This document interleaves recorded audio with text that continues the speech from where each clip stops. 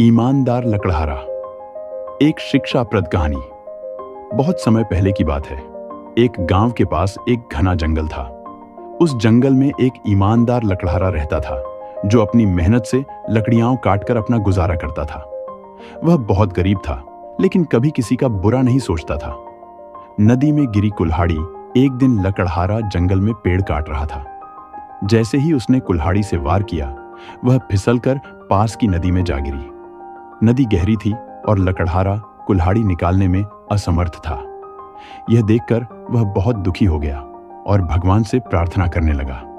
जलपरी की परीक्षा लकड़हारे की सच्चाई से खुश होकर नदी में रहने वाली जलपरी प्रकट हुई और बोली, हे लकड़हारे, तुम इतने दुखी क्यों हो? लकड़हारे ने ईमानदारी से पूरी बात बताई। जलपरी मुस्कुराई और नदी में डुबकी लगाई। कुछ ही पलों में वह सोने की कुल्हाड़ी लेकर बाहर आई और लकड़हारे से बोली, क्या यह तुम्हारी कुल्हाड़ी है? लकड़हारे ने सोने की कुल्हाड़ी देखकर भी लालच नहीं किया और कहा, नहीं, यह मेरी कुल्हाड़ी नहीं है। इसके बाद जलपरी ने चांदी की कुल्हाड़ी निकाली और पूछा, क्या यह तुम्हारी कुल्हाड़ी है? लकड़हारे ने फिर ईमानदारी से जवाब दिया, नहीं, यह भी मेरी नहीं है। आखिर में जलपरी ने लकड़हारे की लोहे की कुल्हाड़ी निकाली।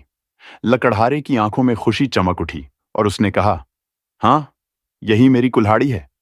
लकड़हारे को मिला इनाम। लकड़हारे की ईमानदारी देखकर जलपरी बहुत प्रसन्न हुई। उसने न केवल उसकी लोहे की कुल्हाड़ी लौटाई, बल्कि इनाम में सोने और चांदी की कुल्हाड़ी भी दे दी। लकड़हारा खुशी खुशी घर लौट गया। गांव वालों को जब इस घटना का पता चला, तो सभी ने उसकी ईमानदारी की प्रशंसा की। कहानी से मिलने वाली सीख। ईमानदारी सबसे बड़ी संपत्ति है। लालच करने से कुछ नहीं मिलता, बल्कि जो हमारे पास है उसी में खुश रहना चाहिए। ईमानदारी का फल हमेशा मीठा होता है। अगर आपको यह कहानी पसंद आई हो, तो इसे अपने बच्चों और दोस्तों के साथ जरूर साझा करें।